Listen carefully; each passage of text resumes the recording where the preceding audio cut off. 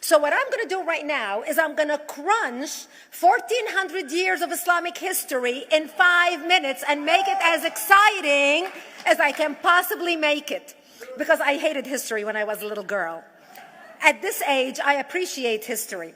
And now I understand why they say those who don't learn from history are doomed to repeat it. In order for you to understand why Western civilization is very different than the Islamic world, you need to understand the history of Islam. When Prophet Muhammad supposedly revealed his revelation from the angel Gabriel that he is supposed to be the last of the prophets in the early 600s, he started preaching in his own city, Mecca. He tried to recruit friends and followers to be able to spread his religion. And he tried for 12 years and failed. And after 12 years, he was only able to recruit his immediate family and friends. So he decided, if I go to Medina, which was the Jewish hub of Arabia, the business hub where the Jews lived, if I go there and preach my religion to them, if they accept me, that will buy me respect and stature between my own people, and they will accept me. So Prophet Muhammad started borrowing a lot from the Old Testament to make his religion more palpable to the Jews, to make it a lot similar. This is why you see a lot of similarities between Judaism and Islam. For example, Jews don't eat pigs, Muslims don't eat pigs. Jews pray a few times a day, Muslims pray a few times a day. Jews fast on Yom Kippur, Muslims fast on Ramadan.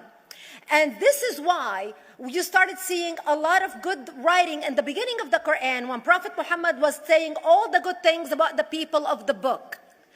He took his message and went to Medina trying to recruit the Jews, talking about the people of the book, talking about how similar the two religions are. When they refused to accept him and follow him as the last of the prophet, that's when he turned against them and started killing them and started expelling them. That's when Islam went from a spiritual movement for the first 12 years of Islam into a political movement cloaked in religion after the year of the Hijrah, after Muhammad went to Medina and the Jews did not accept him. He became a military warrior and declared war on them and started expelling them. Jews and Christians became dhimmi, or second-class citizens. They were only allowed to stay alive and not be killed only by paying the jizya, or the protection tax. So they had a choice: convert to Islam, or if you want to stay alive, you have to pay the jizya or protection tax, living as dhimmi in the Islamic nation. Christians and Jews could not ring church bells. Jews could not blow the shofar. Christians could not ring church bells. They could not pray publicly. Christians and Jews could not gather together and build new churches or new temples.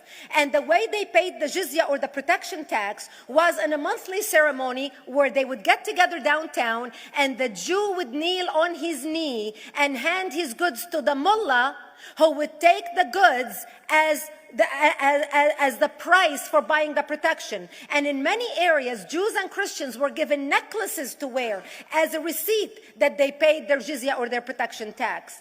Jews considered najis under Islam. Najis is bodily fluid. Najis is garbage. Najis is dogs. Najis is dirty. So Christians and Jews were treated as second-class citizens.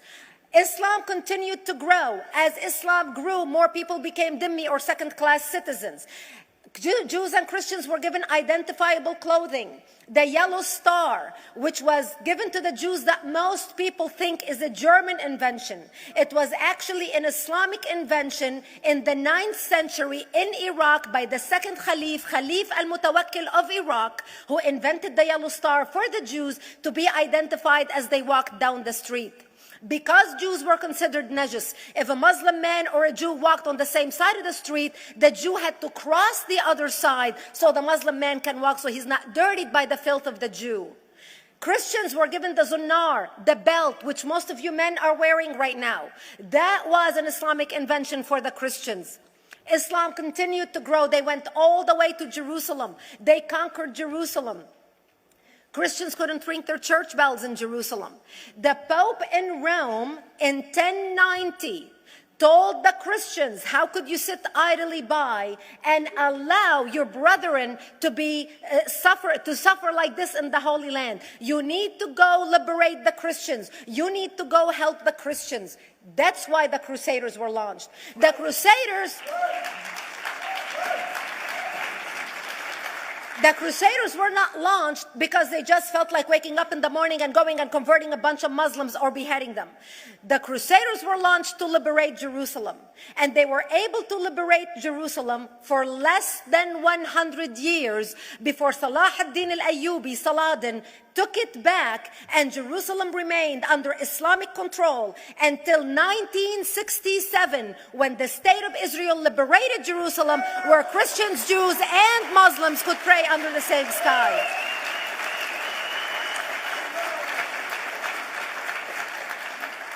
The Crusaders continued fighting Islam, and for 300 years they tried and failed. And by the 1300s, the Crusaders disappeared because they could not win against Islam. Islam continued to expand. They went all the way to Central Europe. They went all the way to China. They went to India. They conquered Spain. They changed the name of Spain from Spain to Andalusia.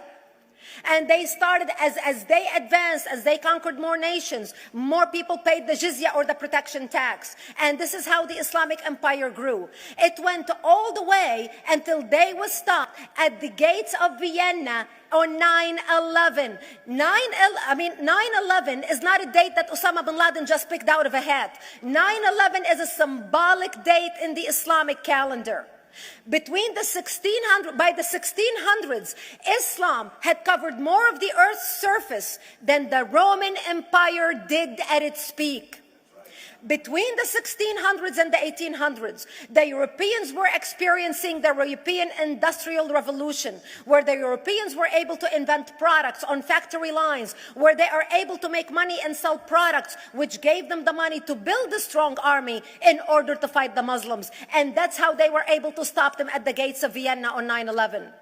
The Europeans started the pushback against Islam. They pushed them out of Europe. They pushed them out of all the way to the Middle East and North Africa. By 1924, the Islamic Empire ended. In 1924, the Islamic Caliphate ended in Turkey by President Ataturk, who was a secularist. He ended the Islamic Empire, and he gave women rights to vote. He gave women a right to an education, a right to work, a right to choose a husband. He forbid women from wearing the hijab. He forbid men from wearing the beard. The Muslims hate him so much that they consider him a Jewish agent, because they believe that his mother in her bloodline was Jewish, and that was the influence on Ataturk. By the time the Islamic Empire, or the Islamic Caliphate, or the Islamic State ended in 1924, the Islamic Caliphate had existed for 1400 years, and it ended less than 100 years ago. By the time the Islamic Caliphate ended in 1924, 270 million people around the world were killed by Islam. 270 million. And we didn't have weapons of mass destruction, and there was nuclear weapons. All of these people were killed, butchered by the sword. The people in the world, less than 100 years ago, how many people knew this history? Please raise your hand. We in America have failed to educate our children about history. We in America failed to educate our population about history. Our children in high school, you take any 17, 16-year-old kid, 18-year-old kid, and ask them about World War II. They can't even tell you what happened in World War II. For them, it's ancient history, and we still have our World War II veteran walking among us. That's how little we know of history. Islam ended in 1924, the Caliphate. People thought the Caliphate will never be resurrected. The Caliphate will never come back. But two things happened in the Middle East in the last century that made the Islamists be able to resurrect the Caliphate. Number one is the discovery of oil in Saudi Arabia, which we were able to discover and were stupid enough to allow them to nationalize it. And the number two that happened was Ayatollah Khomeini coming to power in 1979. That gave the Islamists the money and also the spiritual covering in order to explode on the world stage. And people say, oh, well, the Wahhabis exported their Wahhabi radical religion. The Wahhabis are the name of Wahhab. They're not a different sect of Islam. They follow the authentic preaching of Prophet Muhammad, the way Prophet Muhammad lived and practiced his religion. This is why neither you or me or any infidel can step a foot in Mecca, because as far as they're concerned, we are filth. And as infidels, we're not allowed to step a foot, not President Obama and not anybody else. As a matter of fact, Al-Qaeda used to use Saudi Arabia and its success as an excuse to recruit members, as the example to show them how Allah has blessed Saudi Arabia because of the way they adhere to the tenets of Islam. And today we talk about ISIS. ISIS is not a new invention. ISIS resurrected the caliphate that ended less than 100 years ago. Except we are too ignorant and too uninformed to understand what ISIS is doing and why ISIS is succeeding.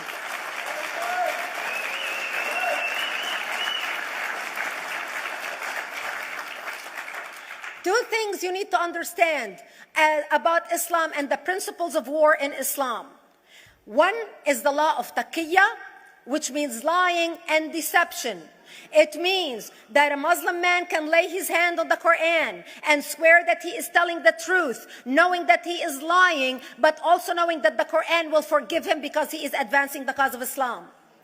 The second thing you need to know about is that the Treaty of Al-Hudaybiyah, which is an Islamic principle of war and a model on how to deceive your enemy when you have to sign peace treaties with your enemy. And it is based on an example by Prophet Muhammad. Prophet Muhammad was attacking the Meccans and their caravans when he was living in Medina.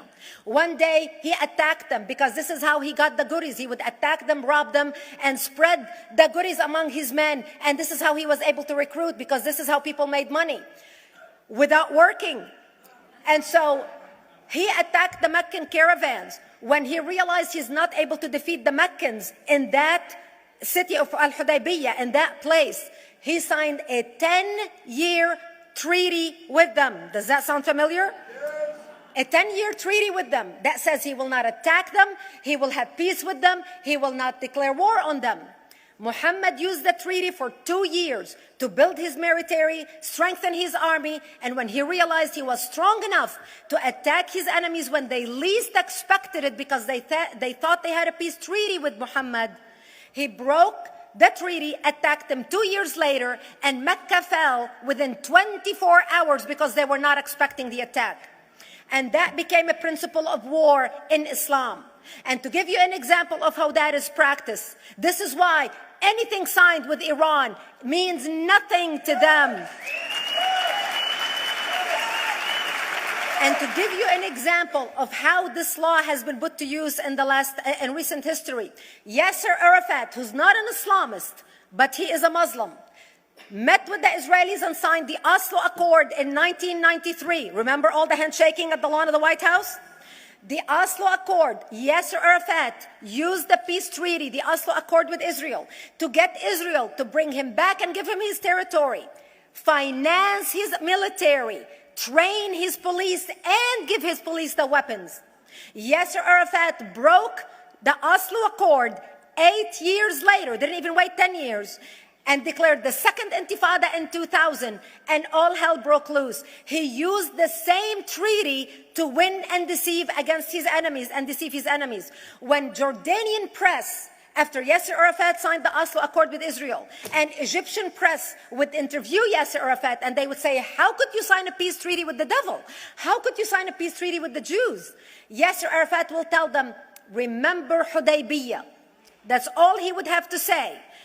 The whole Muslim world knew exactly what Yasser Arafat was talking about.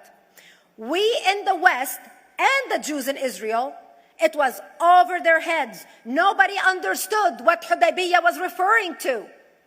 And this is the type of deception that we are dealing with. So when Iran signs a peace treaty with the United States for 10 years, they are using us as useful idiots, as gullible, ignorant people who are signing a peace treaty with the devil in order for Iran to continue her thing. Thank you.